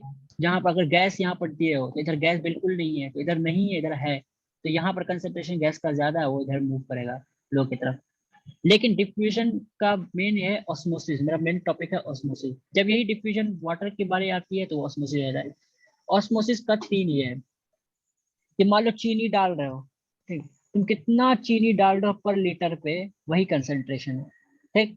जहां पर ज्यादा चीनी होगा वहां ज्यादा कंसंट्रेशन होगा, ठीक है। तो वाटर, तो जहां पर, तो कोई भी चीज जो है, अब यहाँ पर क्या होगा, वाटर जो मूव करेगा वो low concentration to high concentration जाएगा। लो वाटर जो मूव होगा उस वो मूव कैसे करेगा, low concentration to high concentration पे जाएगा। अब समझो थोड़ा वर्ड वर्ड को, अभी अभी तुमको समझाते हैं।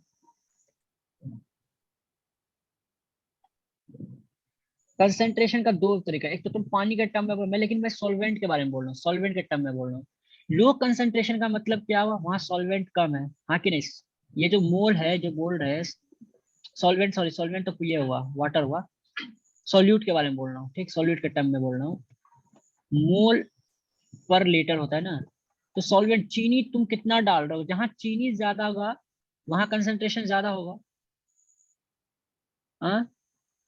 तो पानी जो है क्या होगा, जिधर चीनी ज्यादा रहेगा उधर पानी आने की कोशिश करेगा, तो क्या होगा कि जब, तो क्या ये देख रहे हो हाई कंसंट्रेशन, जो चीनी जिधर ज्यादा उधर ही पानी आना चाह रहा है कि नहीं।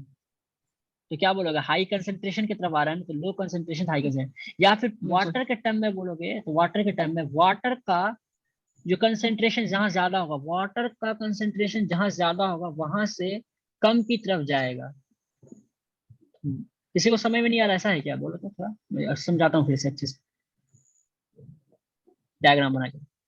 मान लो एक बकेट है, ये दो चीजें, ठीक, इसमें 1 लीटर पानी डाले, इसमें भी 1 लीटर पानी है, ठीक। इसमें अगर हम, इसमें हम क्या किए,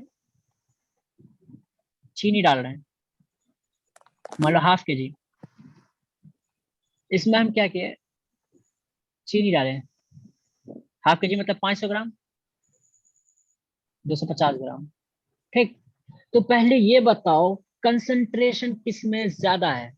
पानी के रेशमियों में कभी बात नहीं की जाती नॉर्मली, कंसंट्रेशन सॉल्यूट की बात की जाती है, कितना गाढ़ापन है। तो बताओ कंसंट्रेशन किसमें ज्यादा है, 500 ग्राम।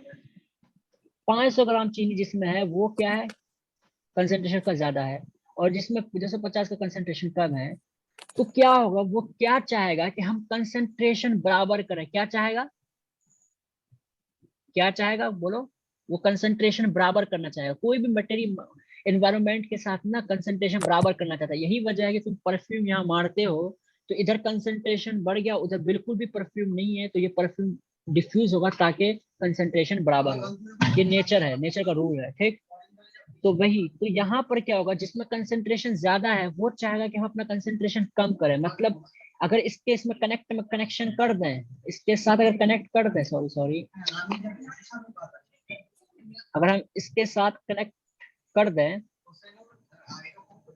इसके साथ अगर कनेक्ट कर देंगे, यहाँ पर जो अगर कनेक्ट कर देंगे, तो ये क्या चाहेगा कि ये दोनों तरफ इक्वल कंसंट्रेशन, ये नेचर का रूल है, कंसंट्रेशन क्या चाहेगा, दोनों तरफ इक्वल होना चाहेगा।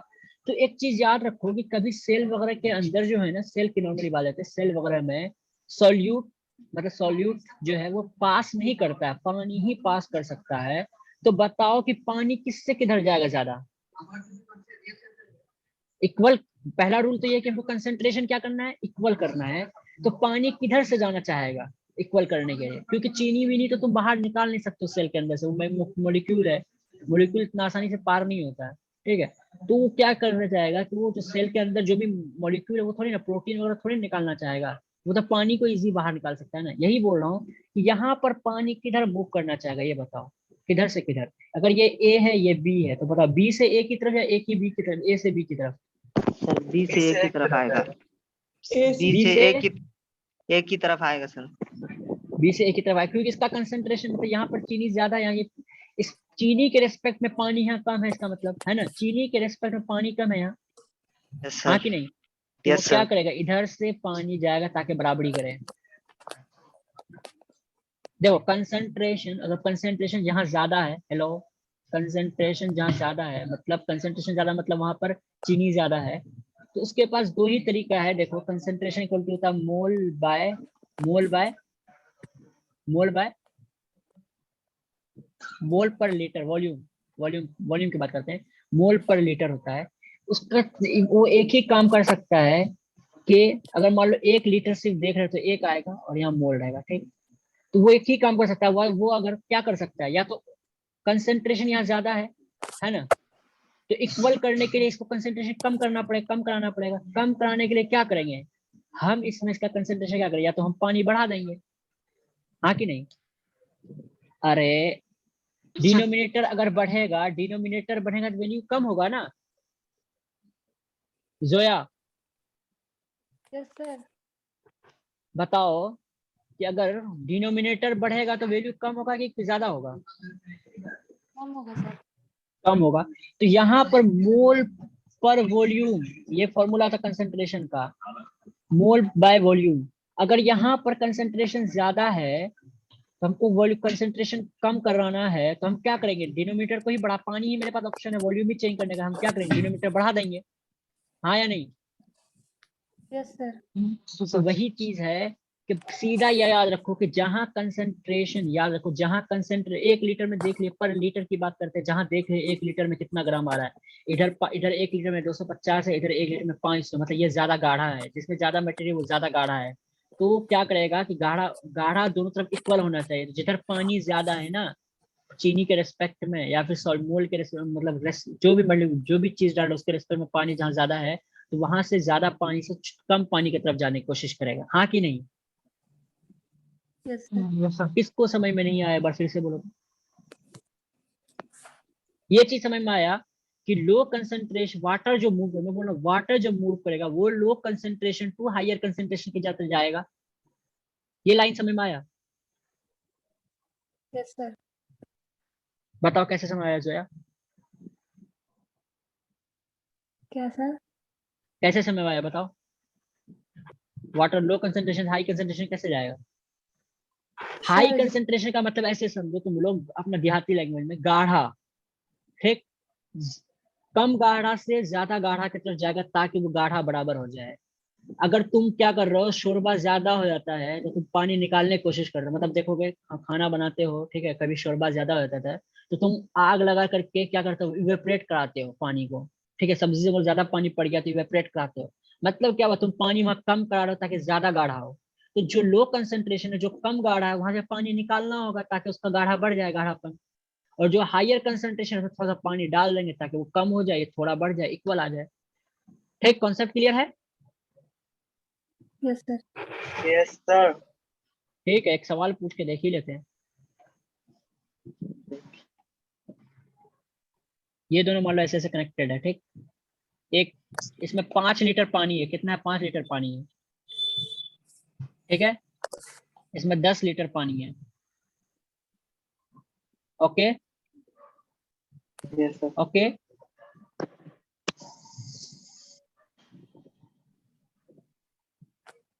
इसमें 1 लीटर, एक केजी शुगर डाले, इसमें 2.5 केजी शुगर डाले, ठीक। पानी किधर से किधर जाएगा, जल्दी बताओ। सर 10 सर, लीटर कहीं- वाला 5 लीटर की तरफ जाएगा। यस सर सर, काय के हायर कंसंट्रेशन है इसका हायर कंसंट्रेशन है। सर, 10 लीटर वाला। सर सर कंसंट्रेशन ज्यादा जो है 5 ना, हाँ 10 5 लीटर लीटर से सर 5 लीटर से 10 लीटर जाएगा सर। क्या बोला, फिर से बोलो, 1 मिनट। 5 लीटर से 10 लीटर में जाएगा। बहुत का। बढ़िया, यस सर। बहुत बढ़िया, हाँ शाबाश, सर। बहुत बढ़िया। किसका डाउट अभी भी है? देखो सुनो, हम क्या बोले कि पहले कंसंट्रेशन निकालो। इसमें क्या है कि 5 लीटर में 1 केजी है, ठीक। इसका क्या है, 10 लीटर में 2.5 पर केजी। पर लीटर का मतलब क्या हुआ कि एक, हमको 1 केजी के टर्म में समझना है, इसीलिए तो पूरा 5 से डिवाइड दे रहे हैं, ताकि एक 5 लीटर में 1 केजी शुगर है, 1 लीटर में कितना होगा, 1/5, यही ना करते हो यार।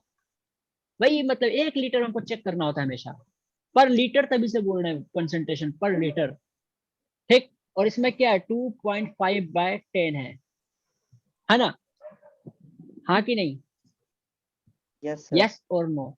देखो अब यस। या कंपैरिजन सुनो, कंपैरिजन करने के लिए क्या होता है, या तो डिनोमिनेटर को सेम करना होता है, या तो न्यूमरेटर को सेम करना होता है, तभी कंपैरिजन करना आसान होता है। तो हम अगर 1/5 है, ऊपर 2 से गुना कर दे, नीचे 2 से गुना कर दे, कोई फर्क पड़ेगा? यस और नो, यस और नो। अच्छा ये बताओ, 1/5 बड़ा है या 2.5/10 बड़ा है? 1/5 बड़ा है सर। 1/, कैसे बोल रहे हो यार, मैथमेटिक्स में तुम्हारा कभी तुमको बच्चे क्लास में अभी तक नहीं पढ़ोगे क्या कि 1/5 अगर बोलेगा, पूछेगा 2.5/10 पूछेगा, कैसे करोगे ये क्वेश्चन को कि कौन बड़ा है छोटा है? क्रॉस मल्टीप्लिकेशन करके देखेंगे। तो मल्टीप्लिकेशन। क्रॉस मल्टीप्लिकेशन नहीं, इसमें हमको क्या करना होता है, न्यूमरेटर को सेम करना होता है या डिनोमिनेटर को सेम करना होता है। समझे कि नहीं समझे? यस और नो। तो हम क्या कर सकते हैं कि यहाँ 10 है डिनोमिनेटर, यहाँ 5 है, तो हम 2 से ऊपर गुना कर दें और नीचे भी 2 से गुना कर दें, कोई दिक्कत होगा भाई? फिर भी कट कट के तो वही हो जाएगा ना। यस। तो हम यहाँ क्या कर रहे हैं, 5×2 = 10, 2, मतलब हम क्या कर दिए, इसको भी 10 लीटर के टर्म में समझ ले रहे हैं कि चलो 1 केजी अगर 5 लीटर में है, तो इसका मतलब 10 लीटर में 2 केजी होगा, इसके अकॉर्डिंग, इसके अकॉर्डिंग, हाँ कि नहीं? यस और नो। सर। सर क्या हो रहा है? किसी का कॉल आ रहा है? नवाब म्यूट करो। ठीक, चलो बाकी इसमें क्या है, 10 लीटर में 2.5 है। तो अब देखो ये 2 अब बताओ कौन दग गया, ये बड़ा हुआ ना, मतलब इसमें कंसंट्रेशन ज्यादा है, ये कंसंट्रेटेड ज्यादा है, क्योंकि 10 लीटर में 2.5 है। और अगर ये 5 लीटर में 1 ही केजी है, तो 10 लीटर के उसके हिसाब से 2 केजी आ रहा है, लेकिन यहाँ अभी भी आधा केजी ज्यादा है, हाँ कि नहीं? किसको समझ में नहीं आया, जोया जी सर। समझ में आया? Yes sir. कौन ज्यादा कंसंट्रेटेड है? जी सर। कौन ज्यादा कंसंट्रेटेड है? 2.5/10। किरणक्षी बता, बताएं। जी सर। किरणक्षी कैसे है? अच्छा कैसे हैं? नहीं को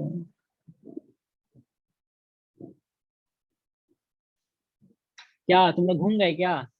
एक ही बच्चे को समझ में आया? सर आ निष्पाप, गया समझ में। मिशकात आलम, अनम्यूट करो। मिशकात आलम, मिशकात, जी सर, जी सर, क्या समय में आया? समय में जी सर। अरे यार हम क्या बोले, कंसंट्रेशन को 1 लीटर में निकालना होता है, सीधी बात। हम एक बार फिर से बोलते हैं, कंसंट्रेशन इक्वल टू कितना मोल। मोल अभी मत समझो, बस ये समझो कि 1 लीटर में कितना सामान है। 5 लीटर है, 5 लीटर नीचे रखे, इसमें 1 kg शुगर है। पर लीटर बोले तो मतलब वही ना कि जितना पर लीटर निकाले क्या होता है, जितना दिया और तो बाय कर देते हैं। 1 लीटर में कितना सामान है, तो 1 लीटर में वही देख रहे हैं, यही यही वाला चीज। 5 लीटर में अगर 1 kg शुगर है तो 1 लीटर में बाय 5 चला गया ना नीचे। पर वाला तो वही तो होता है, बोलेगा कि मास पर केजी, बोलेगा वॉल्यूम पर केजी, तो वॉल्यूम बाय मास होगा ना, तभी ना केजी, तभी ना हमेशा 1 kg में निकलेगा। तो वही चीज है, बाय 5। तो कंसंट्रेशन क्या होता है, यहाँ पर है 1/5, यहाँ 2.5/10, ये कंसंट्रेशन इधर निकला। हमेशा पहले कैलकुलेशन करके कंसंट्रेशन निकालो, कौन ज्यादा बड़ा है। तो तुमको चेक करना है तो अच्छा, इधर 1 है, ये 2.5 है, ये 5 है, 5 है, कोई बराबर नहीं है। तुमको बराबर करने के लिए क्या करना है, ऊपर 2 से मल्टीप्लाई कर दो, नीचे 2 से मल्टीप्लाई कर दो, तो 2/10। मतलब अगर 5 में 1 kg है तो इसका मतलब 10 लीटर में 2 kg है ना। लेकिन यहाँ पर क्या है, 10 में 2.5 kg है, मतलब ये वाला ज्यादा गाढ़ा है, कंसेंट्रेट मोर कंसेंट्रेटेड है। यस और नो? Yes sir. अब Yes. पानी किधर से जाएगा, अब बताओ, पानी किधर से किधर जाएगा? B से A में। जो हाँ, B अगर ये से सर ए 5 है लीटर और से ये 10 बी लीटर है, वाला में जाएगा। ए से बी की तरफ जाएगा। बिल्कुल बिल्कुल। भाई सुनो सुनो, कंसंट्रेशन तुम बी बोल रहे हो ज्यादा है, हाँ कि नहीं? Yes. यस फॉर्मूला सर, के हिसाब से तो निकाले ना। Yes sir. Yes sir. अच्छा छोड़ो, हाँ ठीक है। तुम ये बताओ, 5 लीटर में 1 kg ज्यादा ज्यादा गाढ़ा है, या 10 लीटर में 3 kg ज्यादा गाढ़ा है? ऐसे समझो, 5 का मल्टीप्लाई 2 करो 10 लीटर में, 10 लीटर में इधर 2 ही kg आ रहा है, इधर 10 kg में और 3 लीटर 3 kg बोल रहा है, तो 10 ये वाला गाढ़ा हुआ ना। तो वही बोल रहा हूँ कि 5 लीटर में अगर 1 kg है और 10 लीटर में 2.5 kg शुगर है, तो कौन सा ज्यादा कंसेंट्रेट होगा? ये ज्यादा कंसेंट्रेट होगा ना, क्योंकि यहाँ 10 लीटर में 2.5 है। अगर इसको इसको 10 लीटर बनाओ, यहाँ 2 ही kg शुगर होगा। ये ज्यादा कंसेंट्रेटेड है, जो ज्यादा गाढ़ा है। ये समझ में आया कि नहीं आया किसी को? Yes Yes sir. sir. भाई किसी को डाउट अगर नहीं बोल रहे हो तो इसमें तुम्हारी गलती की, समझ में नहीं आया, पहले बोल रहे हैं। अब देखो क्या बोलोगे, अब देखो क्या बोलोगे। तो क्या करना चाहता है पानी? पानी ही सेल से बाहर निकलता है हमेशा ना। तो क्या करेगा पानी, किधर से किधर जाएगा कि कंसंट्रेशन बराबर हो जाए? क्या करना चाहेगा, जल्दी बोलो। वो पानी किधर से किधर मूव करेगा ताकि कंसंट्रेशन ज्यादा हो जाए। देखो, पानी जिधर ज्यादा होगा उधर कंसंट्रेशन कम होगा, ये लाइन याद रख लो। पानी जिधर ज्यादा जाएगा उधर कंसंट्रेशन कम होगा, हाँ कि नहीं? क्योंकि तुम वॉल्यूम बढ़ा रहे हो, पानी ज्यादा करने का मतलब क्या है, वॉल्यूम बढ़ा रहे हो। जब वॉल्यूम बढ़ा रहे हो, ठीक है, जब वॉल्यूम बढ़ा रहे हो तो इसका मतलब तुम डिनोमिनेटर बढ़ा रहे हो। जब डिनोमिनेटर बढ़ा रहे हो तो अपने आप वैल्यू कम हो जा रहा है, कंसंट्रेशन कम हो रहा है। इसलिए क्या होगा कि जिधर ज्यादा गाढ़ा होगा तो उधर पानी जाएगा ताकि वो गाढ़ापन को कम करे। कंसंट्रेशन का उल्टा होता है डाइल्यूशन, ताकि डाइल्यूट कर दे। ये कम गाढ़ा है, ये ज्यादा गाढ़ा है, तो वो चाहेगा कि गाढ़ापन बराबर हो। ये पानी अपना इधर दे देगा थोड़ा सा, तब जाकर के इन दोनों कंसंट्रेशन बाहर है। तो क्या हुआ ओवरऑल, ये सेल से पानी बाहर निकला ना। अरे भाई बताया तो डिफ्यूजन, कौन बोल रहा है डिफ्यूजन? जब जब पूछना था तो तभी बोला नहीं, अभी बोल रहा डिफ्यूजन। और इसमें से बता दीजिए, डिफ्यूजन और ऑस्मोसिस सेम चीज है। डिफ्यूजन गैस के लिए इस्तेमाल करते हैं, डिफ्यूजन किसी के लिए भी इस्तेमाल कर सकते हैं। ऑस्मोसिस स्पेशली वाटर के लिए आता है, ठीक है। उसमें भी, डिफ्यूजन में भी कंसंट्रेशन के हिसाब से मूव करता है, ठीक। ओके, अब देखो, अब हम चलते हैं। ये चीज समझ में आया नहीं आया? अब चलो, 3 टर्म है, हाइपोटोनिक, हाइपरटोनिक, आइसोटोनिक, ठीक है। हाइपोटोनिक मतलब हुआ आउटर मीडियम, जो था मीडियम, मीडियम की बात होती है हमेशा, मीडियम की बात होती है। मीडियम है जिसमें सेल डालेगा, मीडियम। तो आउटर मीडियम जो होगा, हाइपोटोनिक में हाइपो मतलब कम, इसमें आउटर मीडियम का जो कंसंट्रेशन होगा वो कम होगा, कंसंट्रेशन कम होगा, ये लिख लो। हाइपरटोनिक में आउटर मीडियम का कंसंट्रेशन ज्यादा होगा। आइसोटोनिक में आउटर मीडियम और मीडियम का कंसंट्रेशन बराबर होगा इनर मीडियम का, cell membrane, cell outer medium concentration बराबर इनर कंसंट्रेशन ऑफ सेल बराबर होगा। अब समझाते हैं। एक ऐसा लिए, एक बाल्टी लिए, एक बाल्टी लिए, इसमें कुछ फ्लूइड डाले, एक इसका कंसंट्रेशन था, ये सॉरी ऐसे एक, और इसके अंदर एक हम सेल डाले, एक हाइपोटोनिक सॉल्यूशन में डाला, किसमें डाला? हाइपोटोनिक सॉल्यूशन में डाला, किसमें डाला? हाइपोटोनिक सॉल्यूशन में डाला। हाइपोटोनिक का मतलब हुआ कि बाहर का कंसंट्रेशन क्या है, कम है, हाँ कि नहीं? हाँ कि नहीं? हाइपोटोनिक का मतलब हुआ बाहर का कंसंट्रेशन कम है, यहाँ का कंसंट्रेशन क्या है, कम है। तो इसका मतलब इसके रिस्पेक्ट में सेल के अंदर का कंसंट्रेशन क्या है, ज्यादा है। Yes sir. तो ये बताओ कि पानी किधर से किधर जाएगा? सेल से बाहर क्या आएगा। करना चाहेगा? एक मिनट, नेचर क्या करना चाहेगा? कंसंट्रेशन को बराबर करना चाहेगा। तो शरीफ के अलावा कोई और बोलो, सालिक बोलो। सर ये वाटर बाहर आएगा सेल से। क्यों? सर क्योंकि सेल में जो है ना वाटर ज्यादा है, वहाँ कौन बाहर बोल में दिया? कंसंट्रेशन। कौन बोल दिया सेल के अंदर सर, वाटर ज्यादा? सबसे कंसंट्रेशन पहली ज्यादा है बात तो मतलब ये उसका मतलब क्या है? सर, ये जो हाइपोटोनिक सॉल्यूशन है ना, इसमें हाँ। वाटर का कंसंट्रेशन कम है या वो सॉल्यूट का कंसंट्रेशन कम है? अरे हाइपरटोनिक सॉल्यूशन जो भी बोलते हैं तो मीडियम का बोलते हैं, बाहर का इसका सॉल्यूशन कम है। हाइपो मतलब कम, टोनिक सॉल्यूशन, बाहर जो सॉल्यूशन रखा उसका कंसंट्रेशन कम है मतलब हुआ। हाँ तो सर सेल सेल जो है स्वेल करेगा, बाहर का मतलब वाटर अंदर जाएगा सेल में। क्यों? क्योंकि सर मैथमेटिकल बाहर टर्म में में हमको जो समझाओ, हम ऐसे नहीं समझते, मैथमेटिकल टर्म में समझाओ थोड़ा जल्दी भाई, टाइम बहुत हो गया, जल्दी थोड़ा।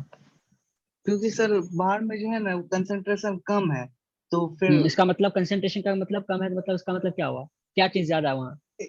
वहाँ पे वाटर ज्यादा है, सॉल्यूट कम है वहाँ पे। बिल्कुल बिल्कुल, पानी ज्यादा है, उसके बाद अंदर में हाँ पानी कम है। हाँ, वहाँ पे कंसंट्रेशन ज्यादा है सेल का, इसलिए जो वो हम्म, डिफ्यूजन होगा तो वाटर अंदर जाएगा सेल के अंदर। अंदर बस सीधा समझो, कंसंट्रेशन का मतलब गाढ़ा, सेल के अंदर गाढ़ापन ज्यादा है, बाहर मीडियम में गाढ़ापन कम है, तो गाढ़ापन बराबर करना है हमको। तो जहाँ ज्यादा गाढ़ा है मतलब वहाँ पानी कम है, और जहाँ ज्यादा पानी है मतलब वहाँ गाढ़ा कम है। तो कम गाढ़ा से ज्यादा गाढ़ा की तरफ पानी जाएगा तभी ना होगा। ये सर। समझे? ये यस टॉपिक सर। कंप्लीट करने दो, ऑस्मोसिस। हाइपरटोनिक, हाइपरटोनिक में क्या होगा? चलो जोया तुम बताओ। मीडियम हाइपरटोनिक है, सर तो आफ्टर में इस केस में क्या होगा, पानी क्या होगा, अंदर जाएगा, और सेल क्या हो जाएगा, स्वेल हो जाएगा। हाँ ये बताओ इसका, जोया तुम बताओ कि हाइपरटोनिक सॉल्यूशन है और सेल को डाल दिए हैं तो क्या होगा, बताओ कंसंट्रेशन किधर ज्यादा है, मीडियम का ज्यादा है या सेल का ज्यादा कंसंट्रेशन? मीडियम का ज्यादा है। ओके, यहाँ कंसंट्रेशन हाई है, इसका मतलब कंसंट्रेशन सेल के अंदर कम है। पानी अच्छा किधर से किधर जाएगा, अपना देहाती लैंग्वेज में सोचो, जी सर। किधर से किधर वाटर फ्लो करेगा, सॉरी फ्लूइड किधर से किधर फ्लो करेगा, सेल के अंदर जाएगा या सेल के बाहर आएगा? सेल के अंदर जाएगा। नहीं क्या सर, पानी? सेल से बाहर जाएगा। क्वेश्चन से ही पता चलता है कि कौन बच्चे को समझ में कितना आया। अरे जब बाहर कंसंट्रेशन ज्यादा है, हाँ, और सेल के अंदर कंसंट्रेशन कम है, हाइपरटोनिक सॉल्यूशन मतलब बाहर का जो सॉल्यूशन डाले हो, जो भी पानी चीनी डाले हो, पानी चीनी पे एक सेल गिरा दिए, ठीक। किशमिश तुम लोग देखो कितना सूखा होता है। Yes. Actually sir. क्या करता है उसमें, वो क्या है, वो बहुत ज्यादा कंसंट्रेटेड होता है, मतलब उसका जो अंदर जो फ्लूइड मटेरियल होता है ना वो बाहर निकाल दिया जाता है, समझे हो। श्रिंकेज, श्रिंकेज मतलब उसके जो बाहर सेल, उसके सेल से मतलब उसके सेल के अंदर जितना फ्लूइड है वो बाहर निकाल दिया है, श्रिंकेज वही है। क्या मान लो कि किशमिश जो था नॉर्मली पानी में डाल दिया, क्या होगा, किशमिश में पानी ऑलरेडी कम है, बहुत ज्यादा कंसंट्रेटेड है, तो सुबह में जब देखो ना, रात में डालो सुबह तो वो फूल जाएगा। वजह क्या था, उसके अंदर पानी कंटेंट कम था तो कंसंट्रेशन बहुत हाई था, तो सुबह जब निकालोगे तो क्या होगा, बाहर से पानी अंदर घुस जाएगा। तो यहाँ पे इस कंडीशन में हमको पहले बताओ कि यहाँ जो बाहर का मीडियम है वो कंसंट्रेशन तो हाई है, कंसंट्रेशन हाई का मतलब क्या हुआ, पानी ज्यादा है कि कम है जोया। पानी कम है। कंसंट्रेशन का मतलब पानी कम है, गाढ़ा ज्यादा है ना, पानी कम है ना। तो और इसका मतलब पानी सेल के अंदर जो है पानी, जब यहाँ पानी कम है तो इसका मतलब इसके कंपैरिजन में इधर सेल के अंदर पानी ज्यादा है, तो पानी जो है ज्यादा से कम की तरफ जाता है, पानी जो है ज्यादा से कम की तरफ जाता है, जिधर पानी ज्यादा होगा ना उधर से कम की तरफ पानी आएगा, समझे। तो क्या होगा, पानी अंदर अगर ज्यादा तो पानी बाहर आने लगेगा, ताकि ये जो गाढ़ापन है ना वो गाढ़ापन खत्म हो जाए। अगर सब्जी में गाढ़ा है, सब्जी गाढ़ा है, उसमें पानी डालोगे तो क्या होगा, गाढ़ापन कम होगा ना, हाँ कि नहीं। समझ में आया कि नहीं आया, पहले ये बोलो, यही चीज समझ में नहीं आ रही लोगों को। ये है एक चीज हम बोल रहे थे, वो सॉल्व करने का तरीका वो सॉल्व हुआ है। ये मीडियम है, इसमें पानी और चीनी मिलाकर रख दिया, तुमने क्या किया, एक्सेल को डाल दिया, तुमको पता नहीं था, एक्सेल को डाला, ये सेल को डाल दिया। इस सेल के कंपैरिजन में क्या है, बाहर हाइपरटोनिक सॉल्यूशन है। हाइपरटोनिक सॉल्यूशन का मतलब सॉल्यूशन बहुत ज्यादा कंसंट्रेट है, कंसंट्रेशन हाई है, तो इसका मतलब ऐसे निकालना है, इसका मतलब पानी कम है, हाँ कि नहीं, ऐसे लिखा करो, कंसंट्रेशन ज्यादा मतलब इसका मतलब पानी कम है। सेल के अंदर जब हाइपरटोनिक सॉल्यूशन उधर ज्यादा कंसंट्रेशन है, इधर पानी, सेल का इसका मतलब इधर हाइपरटोनिक सॉल्यूशन का कंसंट्रेशन ज्यादा है, तो इसका मतलब इसके कंपैरिजन में इधर कंसंट्रेशन कम है। कंपैरिजन का मतलब ये लाइन बड़ा है कि ये लाइन बड़ा है, तो इसके कंपैरिजन में ये लाइन बड़ा है ना। अभी हम इसका आधा पूरा तो मिट गया, अगर हम ये खींच दे तो अब कौन बड़ा हो गया, बाहर वाला बड़ा हो गया। अभी तुरंत ये लाइन था, ये अभी छोटा हो गया, क्यों छोटा हुआ, तुम इसको कंपैरिजन कर रहे हो, इसके कंपैरिजन, इसके रेस्पेक्ट में, ये लो, अब क्या हो गया, ये बड़ा हो गया, क्यों, इसके कंपैरिजन में तुम कर रहे हो, हाँ कि नहीं। तो वही चीज बोल रहा हूँ, लास्ट टॉपिक है इसलिए देख लो कि यहाँ पर जब इसके कंपैरिजन में बोल रहे हैं ना, ये जब कंसंट्रेशन हाई है तो इसका मतलब इसका कम है, कंसंट्रेशन लो है, कंसंट्रेशन लो का मतलब हुआ, मतलब पानी ज्यादा है, और पानी जिधर ज्यादा रहेगा वहां से कम की तरफ आने चाहेगा, इसीलिए यहाँ जो सेल है ना, यहाँ से पानी बाहर आएगा, जब पानी बाहर आएगा तो क्या होगा बताओ, सेल श्रिंक कर जाएगा, समझ में आया जोया। Yes. हाँ, Yes, sir. कैसे बनाओगे हाइपरटोनिक सॉल्यूशन, कंसंट्रेशन ज्यादा, कंसंट्रेशन ज्यादा मतलब पानी कम, इसका मतलब सेल क्या है, कंसंट्रेशन कम है, उल्टा जो बाहर करेगा उसका उल्टा जाना, कंसंट्रेशन कम है, कंसंट्रेशन कम मतलब पानी उधर ज्यादा है, गाढ़ा कम है, तो गाढ़ा कम कब होगा, पानी जब ज्यादा रहेगा तो पानी ज्यादा से कम की तरफ आएगा, यही बनाने का तरीका बनाओ और कुछ नहीं। तो इसके इस अब इससे क्या देख रहे हो कि पानी किधर से किधर जा रहा है, बाहर से अंदर आया, ऐसे तुम अपना देहाती लैंग्वेज में बना लेना, इसका मतलब पानी ज्यादा कम, इसका मतलब क्या हुआ कि सेल से पानी बाहर निकल रहा था, पानी किधर से किधर मूव कर रहा है, लो कंसंट्रेशन से हाई की तरफ ना, यही तो Yes, स्टेटमेंट sir. तुमको लिखना है बस, सीबीएसई के लाइन में एग्जाम दो, यही तो बोलना है कि पानी जब मूव करेगा वो लो कंसंट्रेशन हाई कंसंट्रेशन। कैसे? ये देखो तुम्हारे सामने एग्जांपल दिया हुआ ये वाला कि देखो सेल से पानी बाहर निकल रहा है। बनाने का तरीका समझ में आ गया? जी सर। हमको नहीं लगता कि आज एनसीईआरटी हम डिस्कस कर पाएंगे, लेकिन एनसीईआरटी का लाइन बाज जबरदस्त है, जबरदस्त गजब का है। ठीक, अब एक और रह गया आइसोटोनिक। आइसो मतलब बराबर, आइसो मतलब होता बराबर। लास्ट टॉपिक अब खत्म ही करना है ना, अब आधा छोड़ के थोड़ी चले जाएंगे। आइसोटोनिक मतलब दोनों तरफ कंसंट्रेशन बराबर हो। जब कंसंट्रेशन दोनों तरफ बराबर है तो net movement of water, net movement of water या फ्लूइड बोलो,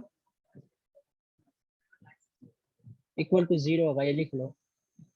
ऐसा नहीं है, देखो हर तरफ नेट, जहां पर भी हम बात करते हैं ना वहाँ नेट मूवमेंट की बात करते हैं, ऐसा नहीं है।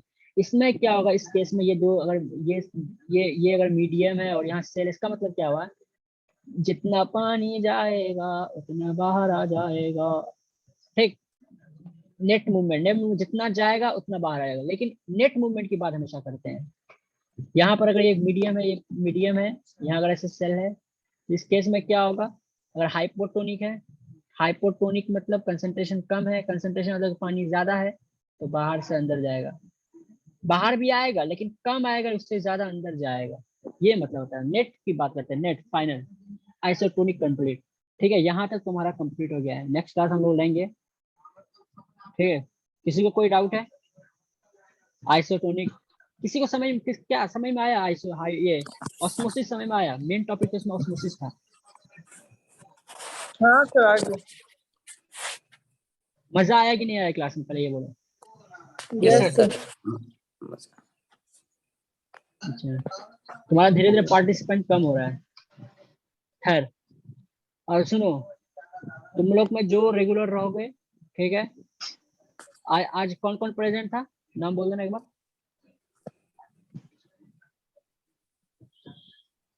नाम 1 मिनट को लिखने दो उनको। बोलो कौन कौन प्रेजेंट था।